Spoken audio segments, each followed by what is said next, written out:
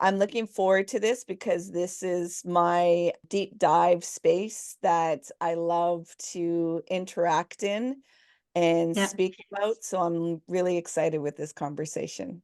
me too. Let me just put one thing on silent. Welcome to the Lift Oneself podcast, where we break mental health stigmas through conversations. I'm your host, Nat, and we dive into topics about trauma and how it impacts the nervous system. Yet we don't just leave you there. We share insights and tools of self-care, meditation, and growth that help you be curious about your own biology. Your presence matters. Please like and subscribe to our podcast. Help our community grow.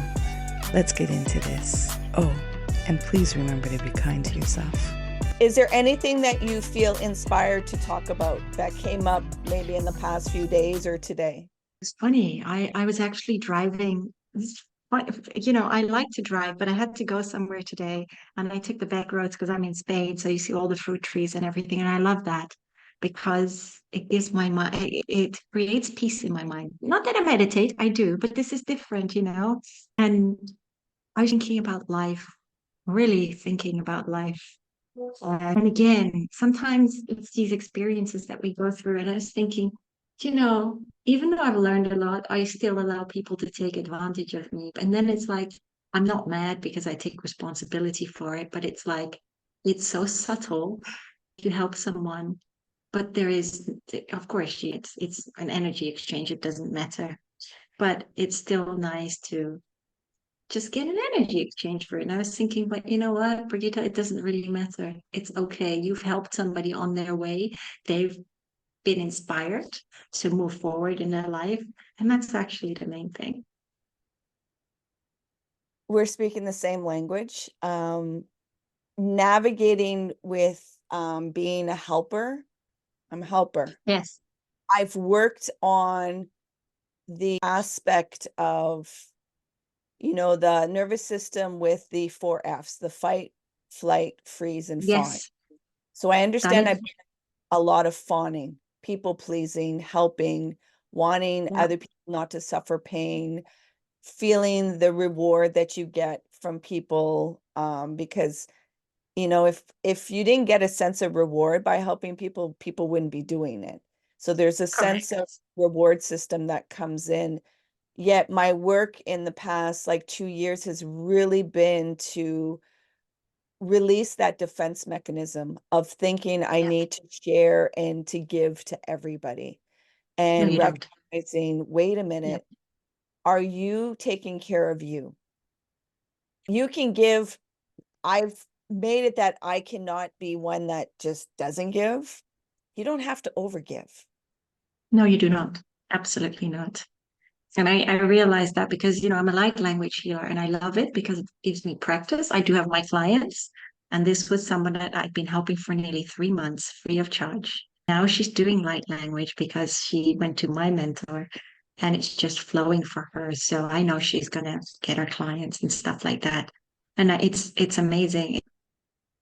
It was just that little niggle wiggle that was in me that just said, Brigitte, you spent 3 months, oof, 3 months every week, and that is a lot of work. Whereas, my guide's saying, yes, of course, I've been tuned up. I'm getting another tune up for light language because I like to progress and develop as it is anyway, because it's always changing. We're forever changing, and that's the beauty. That's the beauty about life itself. And I just clock everything up to experiences. But sometimes it's okay if we slip and fall back. It's okay as long as we are consciously aware of it. It's the What did you difference. learn? I'd ask you, what did you learn? Well, I mean, for the light language, yes, it elevated my consciousness, but it's also learning just to set boundaries a little bit. And that is, you know, I'm happy to help people, but do not swallow me whole. And I've allowed that again. And it's not consciously that I kind of did that. I just did it because I wanted to see how she would evolve. And it's just been an amazing journey for her, and the healing journey as well, her physical ailments. Um, and so that's worth a weight in gold. It is. For me, where I've helped clients for free, I can see a sense of I'm afraid to put myself out there in the relationship with money and Yeah. caring about, other people in their financial situation more than my own. Yet also seeing that, let me do this as a test project and see what happens. So Yes. then I have a testimony, and I didn't really have any kind of accountability, because it's like, well, it was for free. And if it doesn't work, well, then it's nothing. But if it works, please come back and be that testimony so I can gather more people, which it's true in business. It translates, like you have to do some freeness and volunteering and everything else to Absolutely. gather the experience. Yet at a certain point, you have to honor the gift that you have Yes. and not look for that validation. Absolutely. And I've put my prices up and they're going to stay that way. Just because we're healers, everything's an energy exchange. Yeah. We still live in this world where we have to, you know, uh, pay to make our way, so to speak. We have to pay our bills, right? That's just the way it is. And just because we do this kind of work doesn't mean we have to do it all for free. I think spirituality and some of this language in the healing space really distorts, especially if you're empathic and you want to give so much, then you kind of create an identity of, I don't want to take from people. I don't want to take advantage. And it's Yeah, like, you do. Absolutely. Absolutely, you do. And that's exactly what you vibe out. So when you vibe that out, you pull that right back in. And it was just something that I was just thinking about so much today. And it's just a life lesson, yeah. that it's okay to help people, but only to a certain extent. And just because you love them, it doesn't matter. It doesn't matter, only to a certain extent. Well, I would say, um, you love them, yet you also have to put your love in front of them. Hmm. It's an end in both. Absolutely. Absolutely. We have this, we're so conditioned to see black and white, and that Yes. two things can't coexist. Yep. Like if I love Right. you, I have to put myself in the background, or I have to put something else, where it's like, no, like you can have both existing and recognize where the value is. Like they both have Yes. value, yet we Absolutely. can tend to turn off a certain emotion or feeling so that we can feel that we can go present, because the two just conflict with each other too much, and they don't know how to coexist with each other. Yep. Does that make sense? Yes, it does. Absolutely. Absolutely.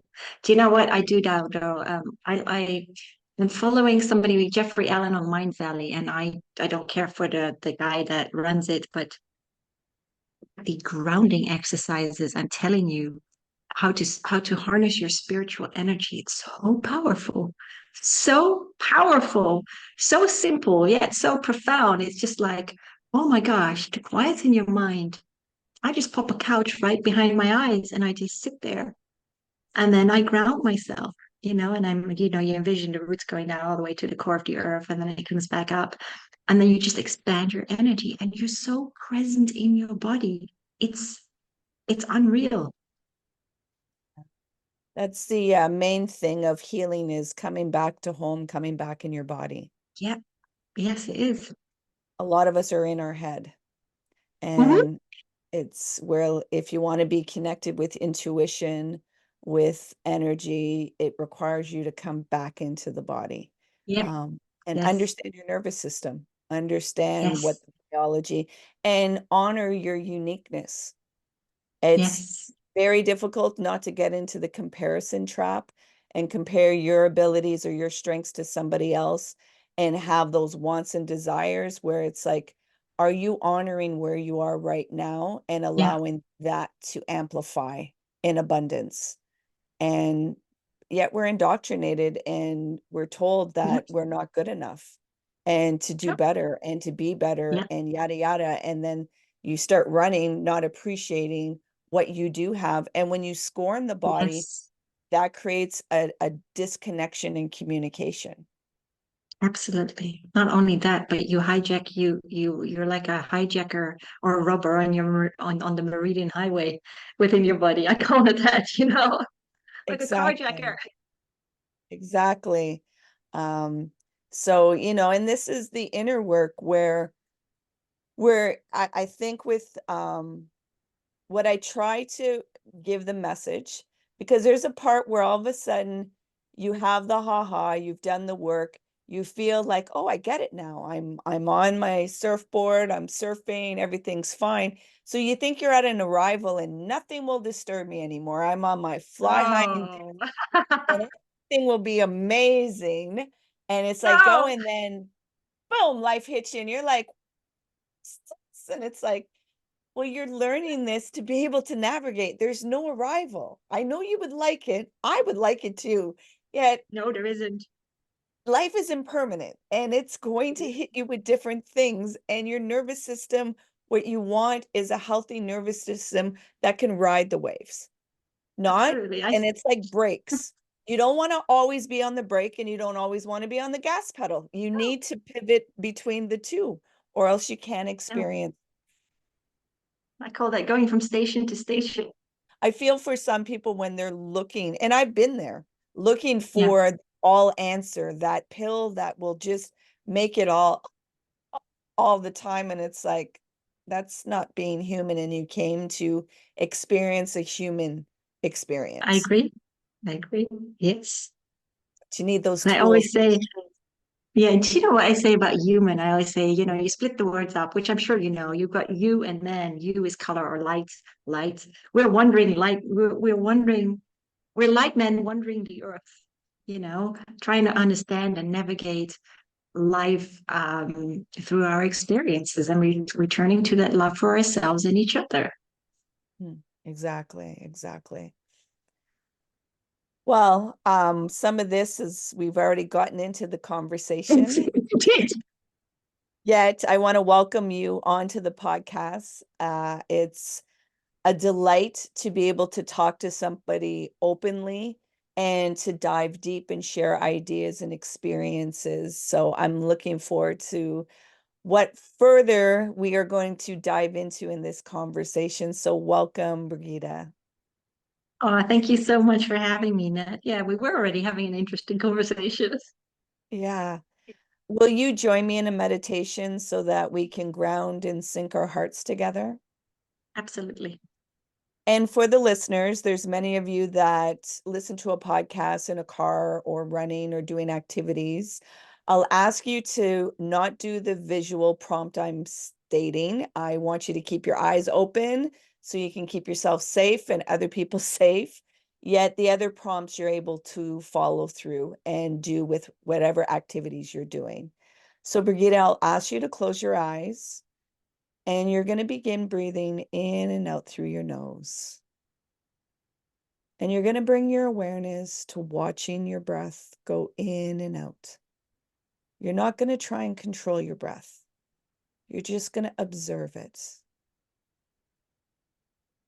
There may be sensations or feelings that are coming up in the body, or you may be becoming aware of the pattern of your breath. All is safe to feel, to witness, and to release. Keep your awareness on your breath.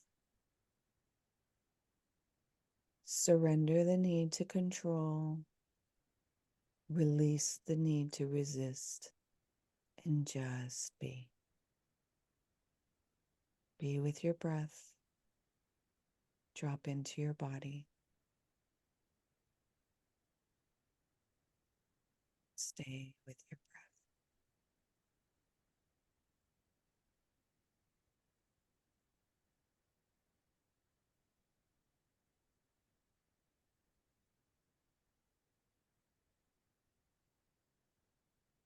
Continue being aware of your breath.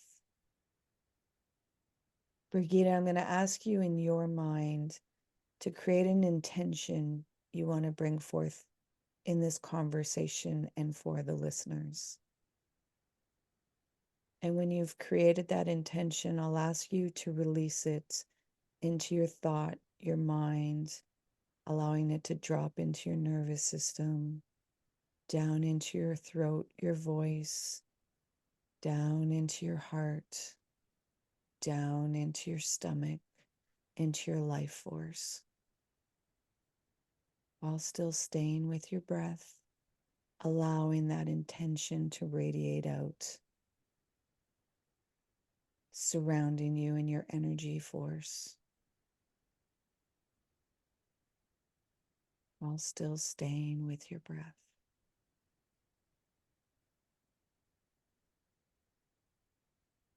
Dropping further into the body.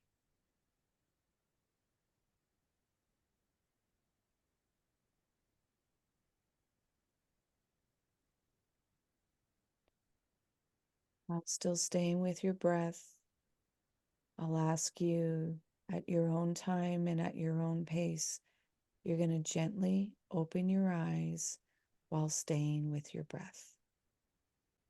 How is your heart doing? Good.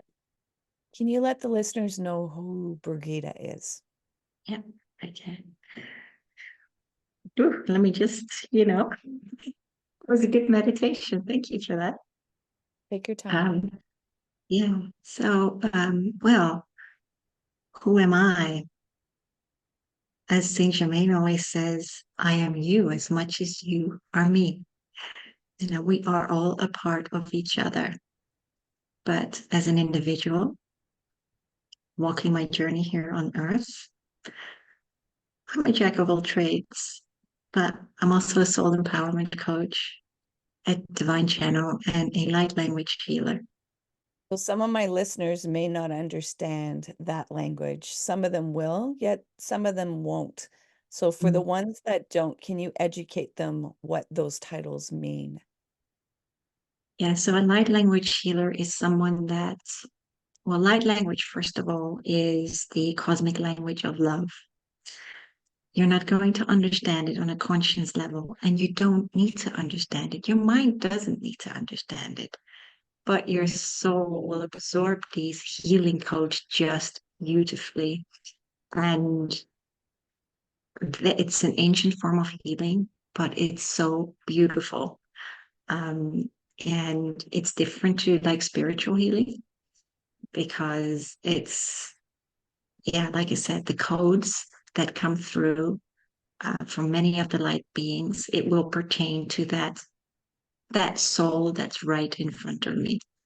What does a soul empowerment coach look like? Soul empowerment coach, yes, it's actually in the wording. It's all about empowering ourselves back to the grid of who we most wholesomely are. We often give our power away, and we don't always do that consciously. But then we shift the blame to others and we point the fingers at others. And it's really taking back our power and taking back control of our life and our soul's mission. And our soul's mission, that's a funny one because people will always ask me, what's my soul's mission? Well, that's what you came here to figure out. And the only way that you're going to figure that out is by doing the healing work. And for so long, I've said, many years ago, I said, when I did so much healing work, oh, I've got no more shadow sides. I'm healed. I'm healed. And the universe is going, really, Brigitte? Because that is not the case. We are constantly evolving.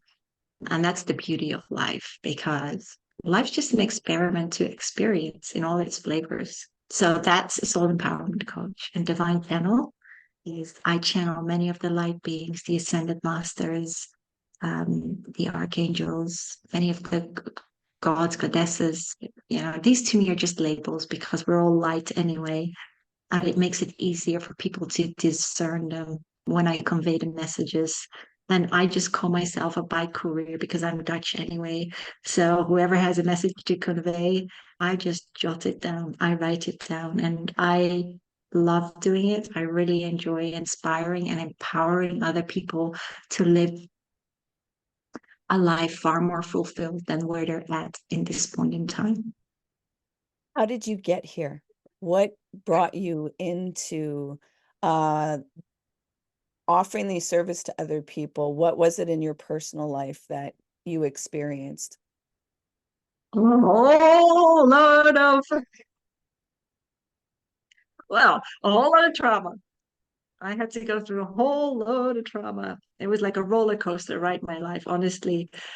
I look back at it now and I'm so grateful for everything that I've been through. But let me just sum it up for you. I had a pretty normal childhood until probably like 10 years old. Um, Moved to Singapore, Malaysia with my parents from Holland. So grew up there, loved the culture, was molested by a friend of the family in the 1980s. As I always say, Nat, the 1980s were very different to the way the world is now. People are far more open and they can talk about it. Not that everyone does, because everyone deals with their pain differently. But at the time, I didn't even understand. So I didn't say anything. And I kept that with me for nearly 10 years. But when I was 14, my dad passed away from coronary heart disease. We just returned from Malaysia to Holland, rode on his bike, and took a last breath, and that was it. He was gone. And he knew it. He knew it because he didn't take his medication. Could you call it a form of suicide? Yeah, probably. He was tired. He walked out of life. And I was bullied in high school because I'm 5'11", I'm very skinny, and I had an immense fear for boys, and people would copy my homework. And it was, I look back at it now, and bullying goes on a lot in schools everywhere, and it still does. It still does, and kids suffer from it, and kids don't realize how cruel they can be. So yeah, I do remember going to Belgium for a school trip and through the woods. And one of the kids just grabbed me by my arm and said to the whole class, grabbed it like this. And he's like, "Look how skinny she is." And that just had such an effect upon me. I also chucked out my lunch, my school lunches, my homemade school lunches. That's how bad it was. And I would sit at the dinner table and eat. But I think throughout my life, for many years, to be honest with you, that was kind of my superpower, not eating, because that was something that I could control. And it was the same for work. You could put me in the desert. I've traveled the world. I mean, I'm 50 in June, and I've traveled more times than my age. I always try to. This is one of the things I think oftentimes I try to seek that happiness without myself. And that's what we do. And when we do that, it's like a butterfly that keeps eluding us because we try and grab it. But everything comes from within. So my mom, she actually put me on a modeling course when I was 16, but yeah, because I was walking around like the Hunchback of Notre Dame because I didn't want to be seen. I just wanted to be invisible. I had zero self-worth. And that didn't help. I mean, I was the main model for a hairdresser, but that didn't help me because he chopped off my shoulder length hair into a pixie cut and I felt so ugly. I felt so ugly. My goodness. And then I was a late bloomer as it was anyway, but when my stepdad passed away in 2000 from cancer, I helped my mom out every single weekend. I was in London and she was in Buckingham, and I went there every single weekend to help her out because it was tough.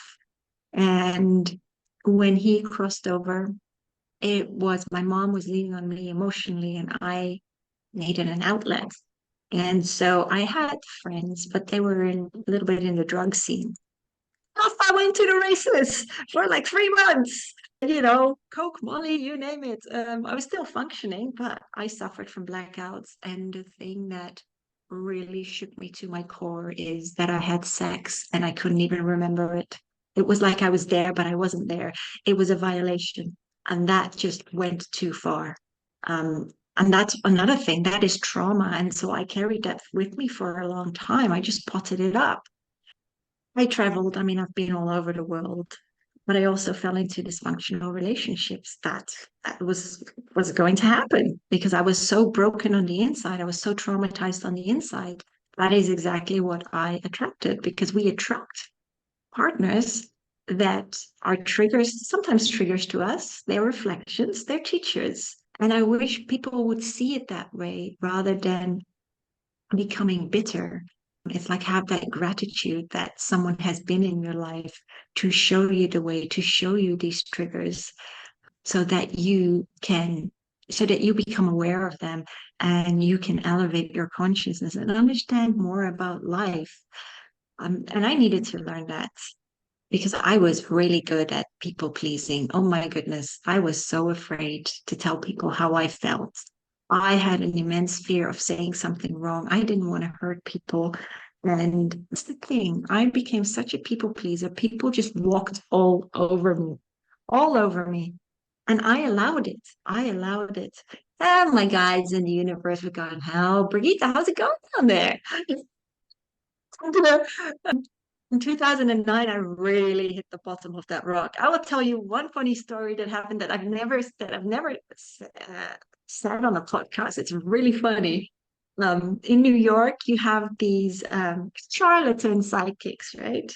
And one time I had to get a grapefruit. I put it under my bed for several days and put it like in a towel and get some dust and wrap it around in my favorite white shirt. And so I went back to this woman and she smashed the thing. And I'm thinking, oh my God, my shirt. And there was $900 in that too. This is what they do. And she smashed it. And you know what she said? Oh my God, you have so much negativity around you. Oh my gosh. Oh my gosh. And I was like, sugary banana. I should have grabbed my $900 and ran out the door, but I didn't. And I look at it now because this is, oh my goodness, this is like in 2001 that it happened. And people just get taken for a ride. It's incredible. And I thought to myself afterwards, oh, sugar, I should have got another grapefruit. But the rituals that they let you do and the things they make you believe, that there is something wrong with you, whereas all that they're doing is basically robbing you of your money. That's what they do. There is no good intent behind it. But I had to learn the hard way. So that was kind of a funny story. Yeah.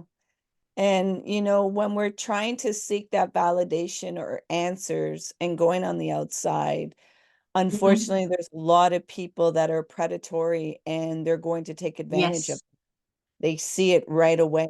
they do. Oh, absolutely. And like I said, I was so broken at that point. But yeah, in 2009 was a huge turning point for me because my ex, he's doing very well, by the way, now. I'm still in touch with him, but he was a crack addict, like a part-time crack addict. And something that I was so oblivious to. Yes, I done drugs, but this was completely different. Somebody on crack hands, and I paid, you're going to laugh at this now. I paid for his flight from the US to Holland at the time. Yeah, because I had a really good job and I was just like that. But that's not the way life should work. Because I did so much for every person that I was in a relationship with, but also all my interpersonal relationships, going out on a limb for everyone, walking to the ends of the earth until I was scorched to a crisp. Yeah. And because that's what we do. And he did want to get better, but in Holland the clinics didn't take him on because he didn't have a social for Holland. And that was like a bit of a catch-22 situation. And then things just spun out of control. He pawned my stuff and he got him in bed with the Dutch Crips and they held him for ransom because he stole from them. And so I had the police out at the time. And my mom took me out of Holland in the space of like 3 days because I was so much in that fight or flight mode. My mind was so shot that I was hardly functioning. And yeah, so I rented an apartment not far from my mom. And I helped the police and they found him and they deported him back to the US.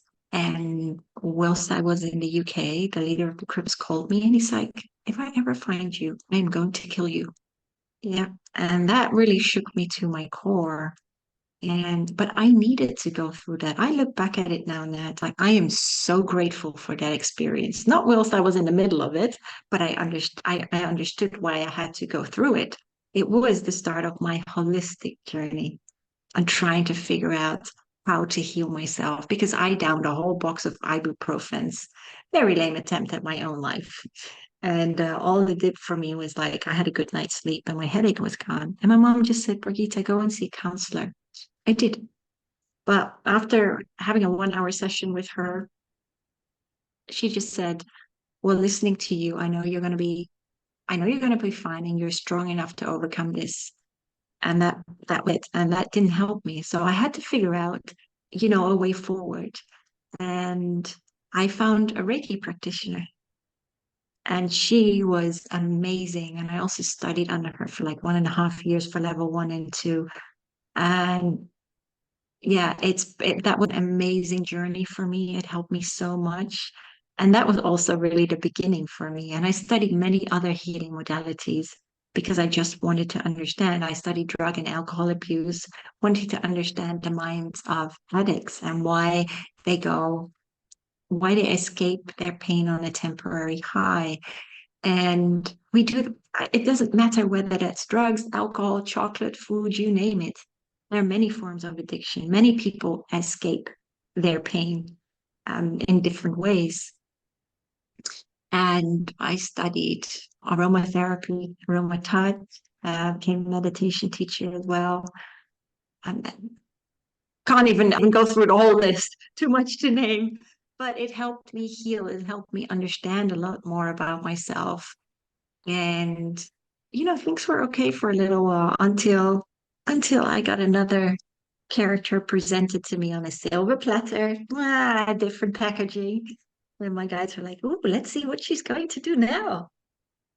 Well, what did I do? Same old, same old. So and that was a completely different experience. And he's doing very well now as well. I'm not in touch with him, but he's doing well.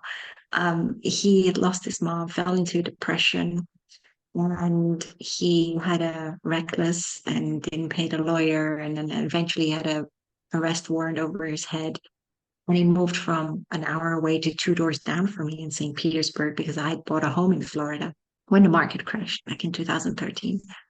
And I tried the same. I tried to find him jobs. I paid his bills because he couldn't pay it. But guess what? How many days a week was I working? Yeah, 7 days a week. And I just did it because that's the way I was wired. I wanted to save people, but you can't save people. They have to save themselves. It's their journey, it's their growth. So let them fall, because if not, in a way, you're enabling them, but you're also hurting yourself because you're also stumping your own growth. And it's just so important to let people be, to let people experience their own lives. So I really had to learn that, but it got so out of control because he would want to know where I was going. He could see exactly when my car, when I would drive away, he still had the key to my house, refused to return it. And I just moved away because I had no life anymore. I sold my home, bought another home, but of course, what happens? It was a money pit. Live and learn. And he had to move.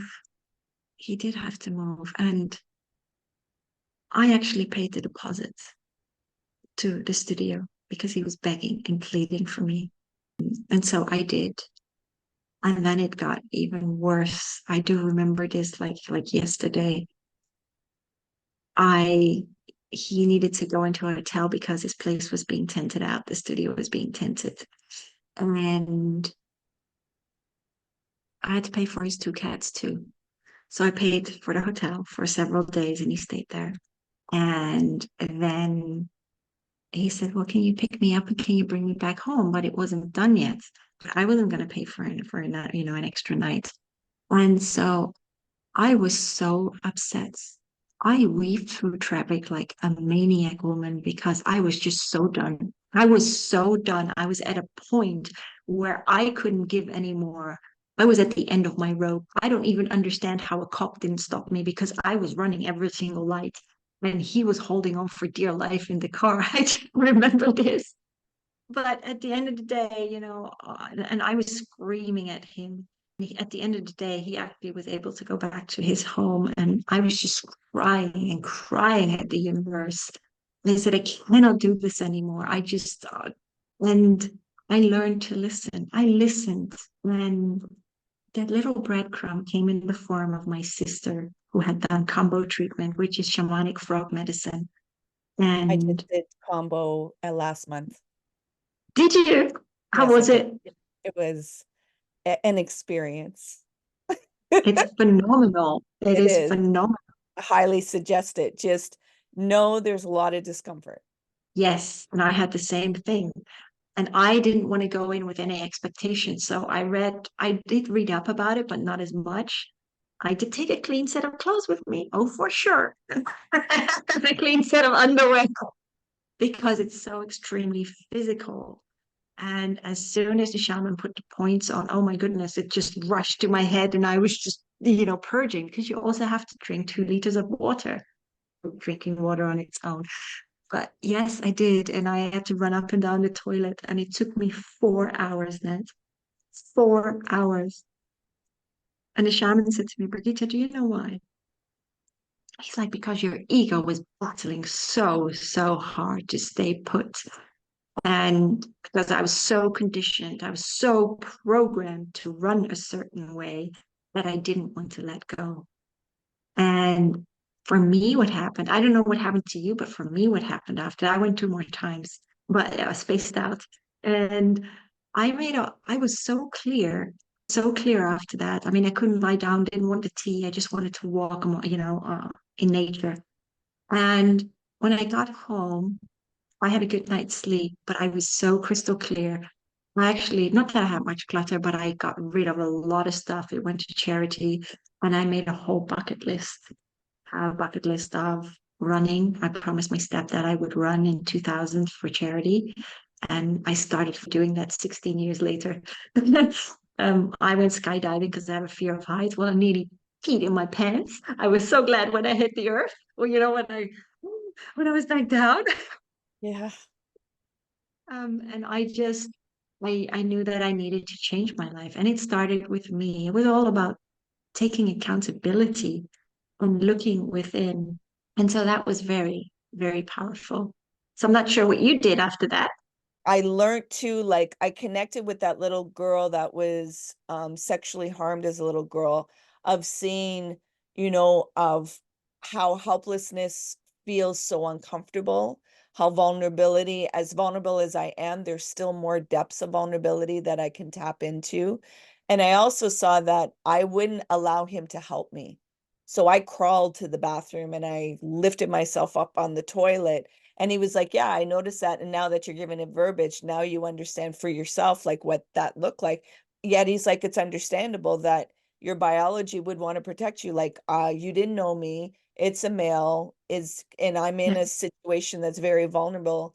So you were still protecting yourself, which is perfectly fine.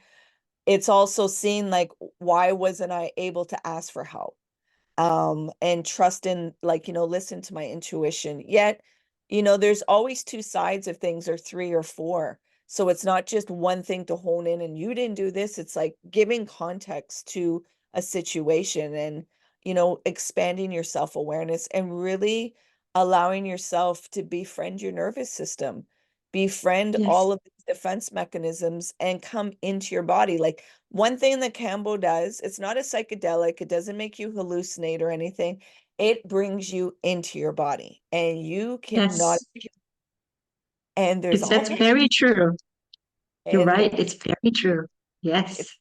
the ride of being in your body and seeing all these different systems that function. Like, now you understand when you see it, like, oh, the heart palpitation, and if you have panic attacks, like, you can understand, oh, like, it really feels a sensation of dying, and it really feels this and feels that. So you get to understand your biology a lot more in these Cambo sessions. Well, I did. Like, I already know the nervous system and I have a very in-depth knowledge of it. It just brought me even more into my own journey. And so when I'm in my own journey, then that opens up a relation for other people, that they can see themselves in my reflection, so that they're Yeah. willing to be able to see themselves and not be afraid of what's being reflected. back to them, and seeing that they are the light, and the shadows are just to be brought into their light of awareness so that they're not splintered all over, if that makes sense. That makes absolute sense. I love how you put that. I really love how you put that. Yeah. And you're right. It's all about surrender. I think that's any type of healing, but yeah, for combo, definitely you've got to surrender. You've got to go with it. You, you know, otherwise you've got no choice but to go with it. I remember one part when I was like, oh, we're doing this again, eh? Because you come back online when it starts to, the intensity of the peptides aren't running through your system. So you come back online and I was like, okay, I can function. I didn't want to think though, like, don't talk to me, don't ask me, like you could speak to me, but don't think that I'm going to re-communicate, because trying to formulate thoughts or anything, I didn't have the neural energy for that. Yet I Mhm. remember too, like he put the combo and I could feel it going up my leg, up the left side. And then as soon as it started crawling up and into my brain, just again, low blood pressure, just, and I was like, oh, I don't like this. And he was like, what is it that you don't like? I'm like, this helplessness. Because for me, it felt like when you have been inebriated and the room is spinning and you don't have access to your functions, yet you're in this spinning room. That's exactly what it Yes. felt like for me. Yeah. Well, I could hardly get up. I needed to get up, but yes, but it does spin because it does go into your head very, very fast. Would I do it again? Yes, I probably would. I didn't have, I mean, the shaman that I had in Florida was amazing, absolutely amazing. The one that I had in London wasn't very good. But that happens, and that's okay. It's still an experience. Yeah. As I said to him, I was like, you, and he said, like, the not wanting to be helped may be you not being able to receive the masculine energy because you've been in your masculine. So not really surrendering into that female energy, which makes total sense for me. I had to like really reinforce to him, like, this space of compassion and gentleness and tenderness that you provided for that sacred space was what made the experience like so much more profound, and that I could surrender and feel safe even though I still had that sense of unsafety, yet allowing myself to be able to surrender into whatever it looked like and not be performative, because the messiness of it, your mind still wants a performance, because it's like, why, what am I, like, I didn't even drink alcohol. Why am I looking this messy? Like, what is going on? So really allowing that surrender of that performative aspect of, what the ego, what our masks and personas do into the worldly world of feeling a Yes. sense of belonging or acceptance. Yeah. Yeah. You've been so vulnerable with your story, and I know many will be like, wow, like if she could go through all that and now she's on a part of really accepting herself and offering space for other people, I'm sure there's many that want to know, where can they find you and what does it look like to work with you? What does it look like to work with me? A blast. I always say that. No, they can find me on my website, powersoulhealing.com. And there's one thing that I always say to people. I may be a healer, but I'm simply a tool in the toolbox in unlocking your own inner healing potential, potentialities, so to speak. Because we are either our greatest healer, we have the key to healing ourselves, but we also have the red button to nuke ourselves. That can go either way. And so that is always what I say to people.